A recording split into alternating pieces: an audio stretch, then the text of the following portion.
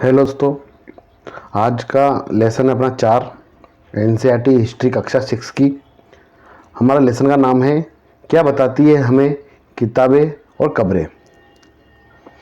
जो किताबें हैं प्राचीन समय की, जैसे वेद है, इसके हाथ में जैसे वेदों के साथ साहित्य है, लिखित साहित्य है, ग्रंथ है। इनके माध्यम से हमें इतिहास के बारे में क्या क्या जानकारी प्राप्त होती है, और जो कब्रें हैं, जो प्राचीन कब्रें मिली है, उनसे हमें किस प्रकार के साक्ष्य मिलते हैं, वो आज हम सब इस लेसन में पढ़ेंगे। तो हमारा जो शुरुआत करते हैं, दुनिया के प्राचीनतम ग्रंथों में से एक वेदों को माना गया है। जो वेद है वो दुनिया के सबसे प्राचीनतम ग्रंथों में से है। तो देखो, शायद तुमने वेदों के बारे में सुना होगा। वेद 4 होते हैं: ऋग्वेद, सामवेद, यजुर्वेद तथा अथर्ववेद। सबसे पुराना वेद ऋग्वेद, जिसकी रचना लगभग 3500 साल पहले हुई। कहते हैं सिंधु घाटी सभ्यता के बाद जो है ऋग्वेदों की रचना की गई। साथ में देखो कि क्योंकि सिंधु घाटी सभ्यता 4700 साल पुरानी है और वेद कितने साल पुराने हैं? 3500 साल पुराने हैं। ऋग्वेद में 1000 से ज़्यादा प्रार्थनाएं, जिन्हें सूक्त कहा गया है। सूक्त का मतलब है अच्छी तरह से बोला गया। ये विभिन्न देवी देवताओं की स्तुति में रचे गए हैं। इनमें से 3 देवता बहुत महत्वपूर्ण हैं। क्योंकि वेदों में कौन कौन से देवताओं का वर्णन मिलता है? अग्निदेव, इंद्रदेव और सोमदेव। अग्नि आग के देवता है, इंद्र युद्ध के देवता है, और सोम एक पौधा है जिससे एक खास पेय पदार्थ बनाया जाता है। तो हमें वेदों के बारे में पढ़ा कि वेद कितने होते? 4 होते हैं। 1000 से ज़्यादा प्रार्थनाएं हैं, जिसे सूक्त कहा जाता है। और कहते हैं कि जो वेद है उनमें देवी देवताओं की स्तुति की गई है। साथ में इसमें 3 प्रमुख देवताओं का वर्णन मिलता है: अग्नि, इंद्र और सोमदेव का। अग्नि को आग का देवता माना जाता है, इंद्र को युद्ध का देवता माना जाता है, और सोम एक पौधा है जिससे पेय पदार्थ बनाया जाता है। वैदिक प्रार्थनाओं की रचना ऋषियों ने की, और आचार्य विद्यार्थियों को इन्हें अक्षरों, शब्दों और वाक्यों में बांटकर सस्वर पाठ द्वारा कंठस्थ करवाते हैं। अधिकांश सूक्तों में के रचयिता सीखने और सिखाने वाले पुरुष हैं। अधिकांश सूक्तों के रचयिता जो सीखने हैं और सिखाने वाले पुरुष है। और कुछ प्रार्थनाओं की रचना महिलाओं ने भी की है। वेदों में जो कुछ प्रार्थनाएं हैं उनकी रचना महिलाओं ने भी की है। ऋग्वेद की भाषा प्राक संस्कृत या वैदिक संस्कृति कहलाती है। जो वेद है वो किस भाषा में लिखे गए? प्राक संस्कृति या वैदिक संस्कृति उसकी भाषा कहलाती है। तुम स्कूलों में जो संस्कृत पढ़ते हो उससे ये थोड़ी सी क्या होती है? भिन्न होती है। ये प्राचीन संस्कृत भाषा है। आगे देखते संस्कृत भाषा व अन्य भाषाएं। तो देखो, संस्कृत भाषा और अन्य भाषाओं में क्या फ़र्क है वो देखते हैं कि संस्कृत भाषाओं को किस तरह की भाषा कहा जाता है। तो देखो, संस्कृत भाषा भारोपीय भाषा परिवार का हिस्सा है। भारोपीय मतलब होता है भारत की जो भाषा है, भारत में बोली जाने वाली, और यूरोपियन भाषाओं के मिश्रण से जो नई भाषा बनी है उसे भारोपीय भाषा कहते हैं। इंडो यूनानी भाषा कहते हैं। भारत की कई भाषाएं असमिया, गुजराती, हिंदी, कश्मीरी, सिंधी, एशियाई भाषाएं जैसे फारसी तथा यूरोप की बहुत सी भाषाएं जैसे अंग्रेजी, फ्रांसीसी, जर्मनी, यूनानी, इतावली, स्पेनिश आदि इन परिवार से जुड़ी हुई है। मतलब जो है जितनी भाषाएं ये असमिया है, जिसमें भारत की कई भाषा जैसे असमिया है, गुजराती है, हिंदी है, कश्मीरी, सिंधी है, और एशियाई भाषा जैसे फारसी है, यूरोप की भाषा है, और जैसे कि ये अंग्रेजी, फ्रांसीसी, जर्मनी भाषा है। ये सब क्या है? एक ही परिवार का हिस्सा है। उन्हें एक भाषा परिवार इसलिए कहा जाता है क्योंकि आरंभ में उनमें कई शब्द एक जैसे हैं। जैसे उदाहरण के लिए संस्कृत का जो मातृ शब्द है वो माँ हिंदी में कहते हैं और मदर्स को अंग्रेजी में कहते हैं। तो तीनों का जो मीनिंग है वो सेम है, और जो प्रोनाउंसिएशन है वो भी मिलता जुलता है। इसलिए क्या है, इनको एक ही परिवार की भाषाएं कहा जाता है। आगे देखते हैं, उपमहाद्वीप में दूसरे भाषा परिवारों की भाषाएं बोली जाती है। उपमहाद्वीप में दूसरे भाषा परिवारों की भाषाएं भी बोली जाती है। उदाहरण के लिए पूर्वोत्तर प्रदेश में जैसे अरुणाचल प्रदेश है, इधर से असम है, त्रिपुरा है, नागालैंड, इधर की साइड जो है तिब्बत वर्मा परिवार की भाषाएं बोली जाती है। और दक्षिण में तमिल, तेलुगु, कन्नड़ और मलयालम जैसी द्रविड़ भाषा परिवार की भाषाएं हैं। ये अन्य भाषाएं दूसरी भाषा परिवार से जुड़ी हुई है। जबकि झारखंड और मध्य भारत में कई हिस्सों में बोली जाने वाली भाषाएं ऑस्ट्रो एशियाटिक भाषा परिवार से जुड़ी हुई है। तो हमारे भारत में 3 तरह की भाषाएं हैं। ठीक है, 3 तरह के भाषाएं परिवार मिलते हैं। जो मध्य भारत के अलग है, पूर्वी जो क्षेत्र है उसके अलग है, और क्या कहा जाए तो जो है मूल भाषा है वो अलग है। आगे देखते हैं, हम जिन किताबों को पढ़ते हैं वे लिखी और छापी गई है। हम जिन किताबों को पढ़ते हैं, लिखी गई है, छापी गई है, ऋग्वेद का उच्चारण किया जाता है और श्रवण किया जाता है, न कि पढ़ा जाता है। ऋग्वेद को पढ़ा नहीं जाता, उसका उच्चारण किया जाता है और उसका श्रवण किया जाता है। रचना के कई सदियों बाद इसे पहली बार लिखा गया। इसे छापने का काम तो मुश्किल से 200 साल पहले हुआ है। मतलब ऋग्वेद को जो छापने कार्य है, जो ये लिखित रूप में जो हमारे सामने है, वो 200 साल पहले थी। मतलब जो वेदों को जो लिखित रूप कब दिया गया, 200 साल पहले दिया गया। बाकी वेद कितने साल पुराने हैं, तो 3700 साल पुराने हैं। कहा जाता है कि इसको सिर्फ सुना जाता था और उच्चारण किया जाता था। मतलब लोगों के द्वारा ही ये एक पीढ़ी से दूसरी पीढ़ी में जो है लोग इसको सुनते थे। मतलब एक इसका जो ज्ञान है वो एक पीढ़ी से दूसरी पीढ़ी जाता था, किसके माध्यम से, श्रवण और उच्चारण के माध्यम से। बाकी इसको लिखित रूप 200 साल पहले किया गया। इतिहासकार ऋग्वेद का अध्ययन कैसे करते हैं, तो हम पढ़ते हैं कि इतिहासकार पुरातत्ववेताओं की तरह ही अतीत के बारे में काफी जानकारी इकट्ठी करते हैं, लेकिन भौतिक अवशेषों के अलावा वे लिखित स्रोतों का भी उपयोग करते हैं। भौतिक का मतलब जो हमें दिखाई देती है, जैसे पुरातात्विक साक्ष्य से इमारत हो गई, बर्तन हो गए, कब्रें हो गई, मृदभांड हो गए, साथ में जैसे कहा जाता है कि जैसे शिलालेख हो गए, स्तंभ लेख हो गए, इनके साथ ही वह लिखित स्रोतों का प्रयोग भी करते हैं।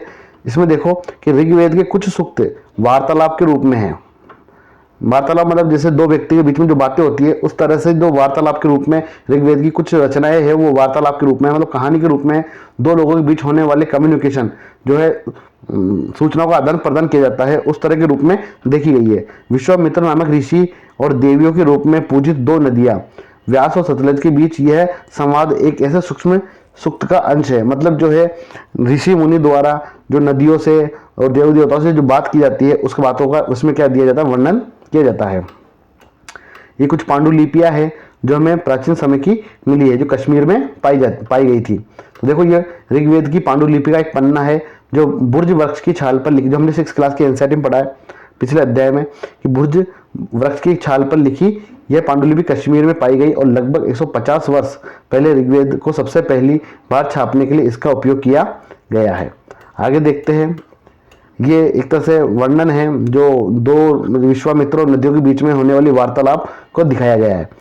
आगे देखते हैं कि हमें जैसे घोड़े हैं, मवेशी है, रथ है, इनके बारे में भी जो है ऋग्वेद में दिया गया है। इन मवेशियों के बारे में ऋग्वेद में बताया गया है। तो क्या बताया गया है, देखो ऋग्वेद में मवेशियों, बच्चों और घोड़ों की प्राप्ति के लिए अनेक प्रार्थनाएं हैं।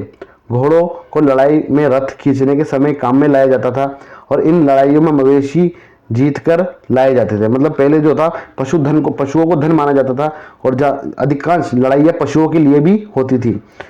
लड़ाइयाँ वैसे जमीन के लिए भी लड़ी जाती थी जहाँ अच्छे चारागाह हो या जहाँ पर जो जैसी जल्दी तैयार होने वाली फसलों को उपजाया जा सकता हो। कुछ लड़ाइयाँ पानी के स्रोतों और लोगों को बंदी बनाने के लिए भी लड़ी जाती थी। तो देखो पहले लड़ाइयाँ जो धन संपदा होती थी वो पशुधन होता था, साथ में कुछ जमीनों के लिए भी लड़ाइयाँ की जाती थी, और जहाँ पे पानी के स्रोत अच्छे थे, जहाँ की जमीन उपजाऊ होती थी, वहाँ उन जमीनों को पाने के लिए भी लड़ाइयाँ या युद्ध होते थे। युद्ध में जीते गए धन का कुछ भाग सरदार रख लेते थे और तथा कुछ हिस्सा पुरोहित को दिया जाता था। पुरोहित जो कहते हैं कि जो एक धार्मिक गुरु होता है उसको दे दिया जाता था। शेष धन आम लोगों में बांट दिया जाता था। कुछ धन यज्ञ करने के लिए भी प्रयुक्त होता था और यज्ञ की आग में आहुति दी जाती है। ये आहुतियाँ देवी देवताओं को दी जाती थी और घी, अनाज और कभी कभी जानवरों की आहुति भी दी जाती थी। ये जानकारी हमें कहाँ से मिलती है, वेदों से मिलती है। अधिकांश पुरुष इन युद्धों में भाग लेते थे और कोई स्थायी सेना नहीं होती थी, लेकिन लोग सभाओं में मिलते जुलते थे और युद्ध व शांति के विषय में सलाह मशवरा करते थे। वहाँ ये ऐसे लोगों को अपना सरदार चुनते थे जो बहादुर और कुशल योद्धा होते थे। आगे देखते हैं, कुछ लोगों की विशेषता बताने वाले शब्द कौन कौन से हैं जिनसे हमें लोगों की विशेषताओं का पता लगता है। वैसे वर्ण व्यवस्था थी हमारे समाज में, वैदिक काल में जो है वर्ण व्यवस्था का वर्णन किया गया है, जिसमें 4 तरह के वर्ण थे, ब्राह्मण, वैश्य, क्षत्रिय, शूद्र। 4 तरह के वर्णों का वर्णन किया गया है। इसके अलावा कई तरह की जातियां भी हुआ करती थी। तो हम पढ़ते हैं कि लोगों की विशेषता बताने वाले शब्द कौन कौन से हैं। लोगों का वर्गीकरण काम, भाषा, परिवार या समुदाय, निवास स्थान या संस्कृति परंपरा के आधार पर किया जाता रहा है। ऋग्वेद में लोगों की विशेषता बताने वाले कुछ शब्द देखो। ऐसे दो समूह जिनका वर्गीकरण काम के आधार पर किया गया है। पुरोहित, जिन्हें कभी कभार ब्राह्मण कहा जाता था, तरह तरह के यज्ञ और अनुष्ठान करते थे, और दूसरे लोग राजा थे। मतलब दो तरह का वर्णन मैंने बताया आपको कि पुरोहित हुआ करता था। पुरोहित का काम होता था जो पूजा पाठ करना, यज्ञ हवन करना, धार्मिक कर्मकांड करना, जो अधिकांश ब्राह्मण होते थे। और दूसरा क्षत्रिय, जो कि राजा की श्रेणी में होते थे, जो जिनका काम शासन करना होता था, युद्ध करना होता था। ये राजा वैसे नहीं थे जिनके बारे में तुम पढ़ोगे।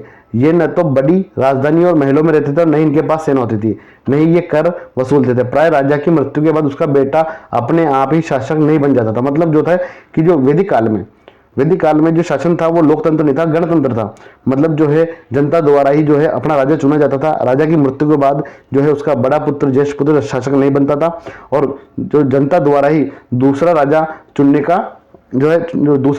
अधिकार भी जनता को ही होता था। वैदिक काल की बात है। आगे देखते हैं कि जनता या पूरे समुदाय के लिए दो शब्दों का इस्तेमाल होता था। जैसे हमने पढ़ा पुरोहित और राजा। एक था जन, जिसका प्रयोग जनता या पूरे समुदाय के लिए दो शब्दों का इस्तेमाल होता था जन, जिसका प्रयोग हिंदी व अन्य भाषाओं में आज भी होता है।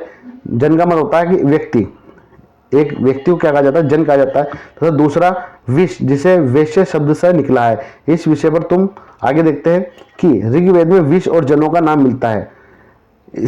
इसलिए हमें पुरु जन या विष, भरत जन या विष,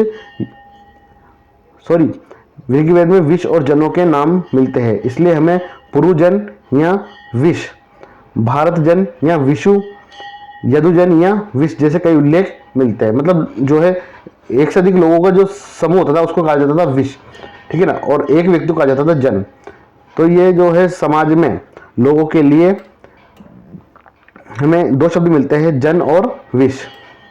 आगे देखते हैं कि तुम इनमें से कोई नाम जाना पहचाना लगता है। तो देखो, जिन लोगों ने इन प्रार्थनाओं की रचना की वे कभी कभी खुद को आर्य कहते कि जो वेदों की रचना है किन्होंने की, आर्यों ने की है। और जिन्होंने इन प्रार्थनाओं को रचना की है वो अपने आप क्या मानते थे, आर्य मानते थे, तथा अपने विरोधियों को दास तथा दस्यु कहते थे। दास, जो इनके विरोधी होते थे उनको दास कहते थे। दस्यु वे लोग थे जो यज्ञ नहीं करते थे और शायद दूसरी भाषाएं बोलते थे। मतलब कह सकते हैं कि ये इनकी संस्कृति से जुड़े हुए नहीं थे, दूसरी भाषा बोलते थे और वो इनकी रचनाओं को नहीं मानते थे। बाद के समय में दास, स्त्रीलिंग दासी शब्द का मतलब गुलाम हो गया। पहले जो दास थे ऋग्वेदिक काल में, जो दास थे वो दास किसके लिए कहा जाता था, जो इनकी संस्कृति से परे होते थे। बाद में इन्हीं दास को क्या कहा गया, गुलाम कहा गया। दास वे स्त्री और पुरुष होते थे जिन्हें युद्ध में बंदी बनाया जाता था और उन्हें मालिक की जायदाद माना जाता था। मतलब जो इनको जीत के लेके आता था बंदी बनाकर, वो उनकी जायदाद होती थी और ये उन्हीं के लिए कार्य करते थे बिना वेतन के।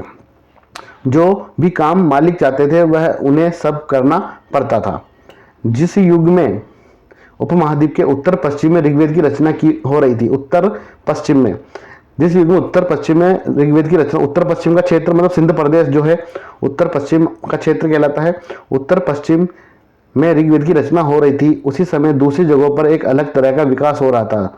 आगे देखते हैं, खामोश प्रहरी मतलब कहानी महापाषाणों के बारे में, पाषाण काल के बारे में कहा गया है कि जो पाषाण काल में जो लोग कैसे रहते थे। तो देखो, ये शिलाखंड महापाषाण मतलब बड़ा पाषाण पत्थर नाम से जाने जाते थे। ये पत्थर दफन करने की जगह पर लोगों द्वारा बड़े करीने से लगाए जाते थे। मतलब कहते हैं कि महापाषाण काल उसे कहते हैं जिसमें ऐसी कब्रें मिली है जिसके चारों ओर बड़े बड़े पत्थरों को रखा जाता था, और उन बड़े बड़े पत्थरों की वजह से उस काल को क्या कहा गया, महापाषाण काल कहा गया है।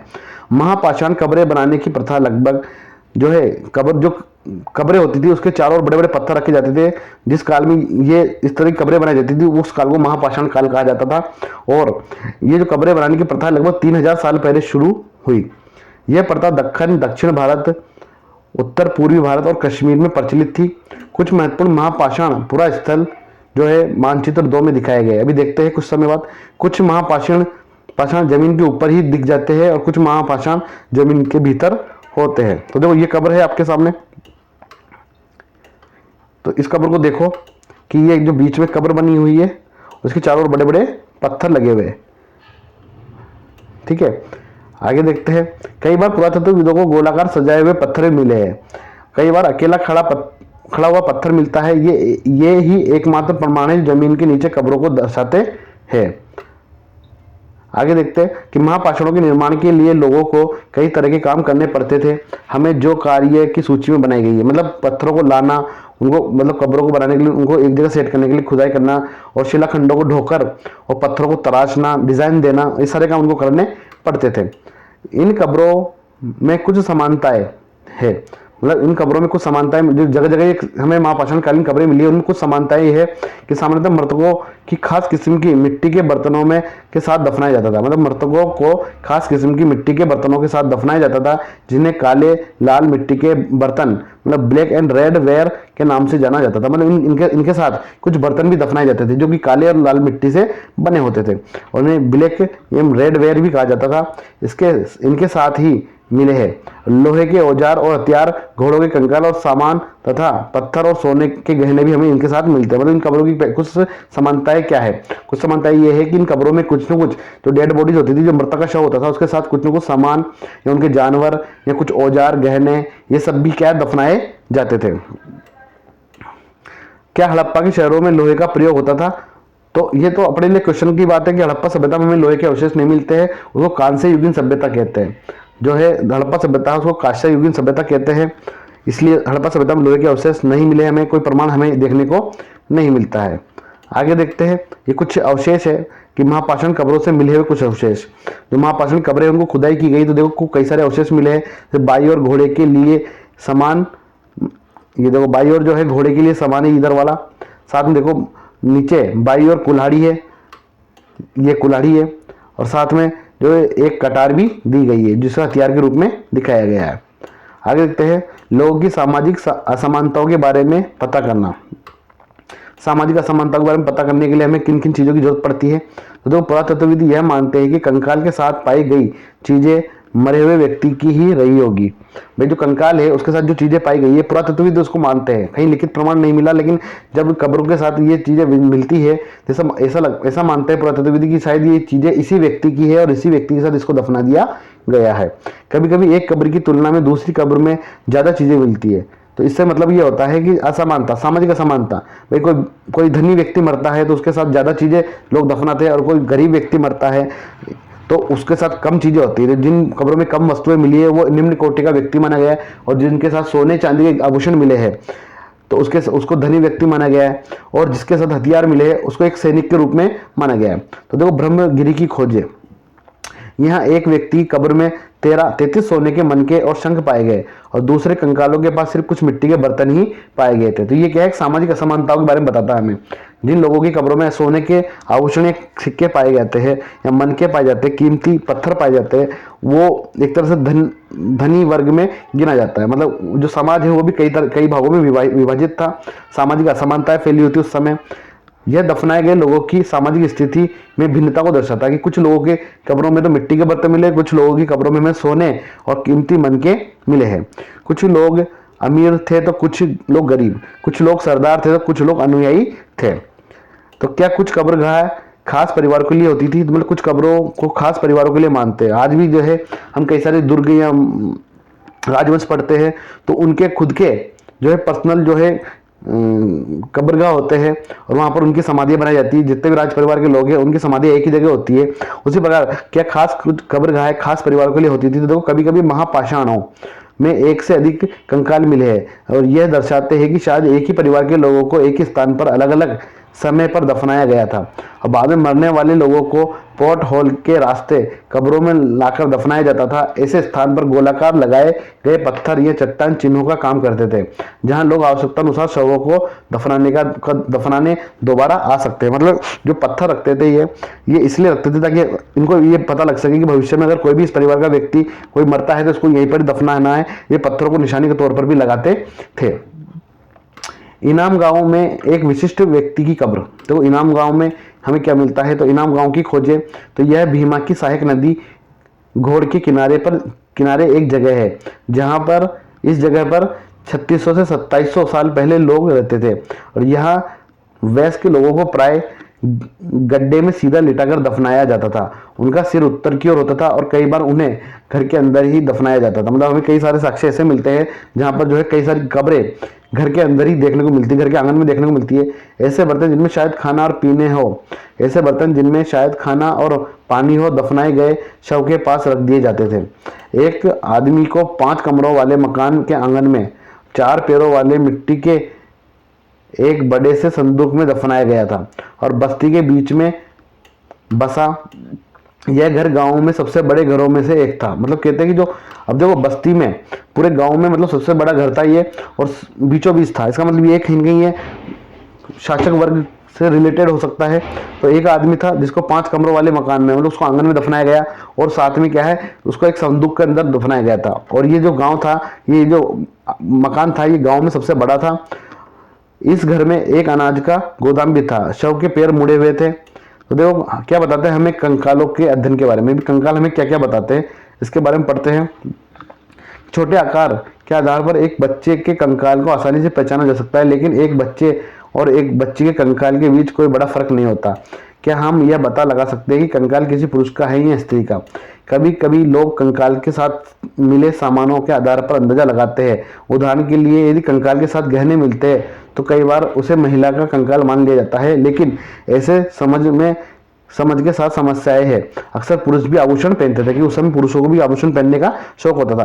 कंकाल का लिंग पहचानने का बेहतर तरीका उसकी अस्थियों की जांच है। क्योंकि महिलाएं बच्चों को जन्म देती है, इसलिए उनका कटिक प्रदेश या कूल्हा पुरुषों के से ज्यादा बड़ा होता था। यह समझ कंकालों के आधुनिक अध्ययन पर आधारित है। आगे देखते हैं कि आज से लगभग 2000 साल पहले चरक नाम के प्रसिद्ध वैद्य हुए थे। मतलब चरक संहिता लिखी गई है और एक मतलब चिकित्सक थे, वैद्य हुए हैं। उन्होंने चिकित्सक शास्त्र पर चरक संहिता नाम की किताब लिखी है।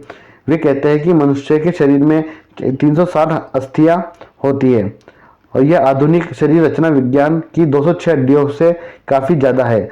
संभवतः चरक ने अपनी गिनती में दांतों और अस्थियों के जोड़ और कार्टिलेज को जोड़कर संख्या बताई होगी। इनाम गांव के लोगों के काम धंधे, तो हम इसके बारे में देखते हैं कि इनाम गांव के लोग आर्थिक क्रियाकलाप में क्या क्या कार्य करते थे।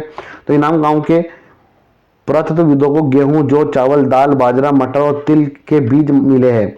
कई जानवरों की हड्डियां भी मिली है। कई हड्डियों पर काटने के निशान से यह अंदाजा होता है कि लोग इन्हें खाते होंगे। मतलब जो है इनाम गांव में जब पुरातत्वविदों ने खोज की तो वहां पर हमें इनको क्या है गेहूं, जौ, चावल और दाल, बाजरा, मटर और तिल के बीज मिले। मतलब ये लोग इन बीजों से वाकिफ थे और ये इनकी फसल उगाते थे। कई बार जानवरों की हड्डियां मिली है और जानवरों की हड्डियों पर कटे हुए निशान देखने से उन्हें पता लगता है कि ये इन्हें काट कर खाते भी होंगे। गाय, बैल, भैंस, बकरी, भेड़, कुत्ता, घोड़ा, गधा, सुअर, सांभर, चीतक, कबरा, हिरण, कृष्णमृग, करहा, नेवला, चिड़िया, घड़ियाल, कछुआ, केकड़ा और मछली की हड्डियां भी पाई गई है। ऐसे साक्ष्य मिले कि बेर, आंवला, जामुन, खजूर और कई तरह की रसभरिया एकत्रित की जाती थी। मतलब हमें बेर, आंवला, जामुन, खजूर के बीज भी यहाँ से देखने को मिलते हैं। आगे देखते हैं कि इस प्रमाण के आधार पर इनाम गांव के लोगों के काम धंधों की एक सूची बनाई है। हम देखते हैं कि अन्यत्र एटलस में चीन को देखो। लगभग 3500 साल पहले हम यहाँ की लेखन कला से सबसे पुराने उदाहरण पाते हैं। तो चीन से हमें कौन कौन से मतलब जो है साक्ष्य मिलते हैं। तो यह जानवरों की हड्डियों पर लिखा गया था। यह जानवरों की हड्डियों पर लिखा गया था कि इन्हें भविष्यवाणी करने वाली हड्डियां कहा जाता है। ये जो लेख लिखा गया है जानवरों की हड्डियों पर लिखा गया है और इसे भविष्यवाणी करने वाली हड्डियां कहा गया है क्योंकि यह मान्यता थी कि ये भविष्य बताती है। राजा लोग लिपिकारों के इन हड्डियों पर सवाल लिखवाते थे, क्या वे युद्ध जीतेंगे। तो ये एक तरह से कह सकते हैं कि हमें ये देखा गया है कि राजा जो थे वो ये मानते थे कि इन हड्डियों पर जो भी हम सवाल लिखते हैं तो ये हमें उस सवाल का जवाब देती है, हमारे लिए भविष्यवाणियां करती है। आगे देखते हैं कुछ महत्वपूर्ण तिथियों के बारे में। तो देखो वेदों की रचना लगभग 3500 साल पहले हुई है। महापाषाणों के निर्माण की शुरुआत 3000 साल पहले हुई है। इनाम गांव में कृषकों का निवास 3600 से 2700 साल पहले हुआ था और चरक संहिता लगभग 2000 साल पहले लिखी गई थी। तो आज का हमारा ये लेसन कंप्लीट है। अगर आपको अच्छा लगा हो और इस वीडियो से कुछ जानकारियाँ मिली हो तो इसको वीडियो को लाइक और शेयर करें और सब्सक्राइब करें। आगे अगला पार्ट जो है 5वां लेसन मैं आपके लिए लेके आऊँगा। आज के लिए इतना ही। जय हिंद, जय भारत।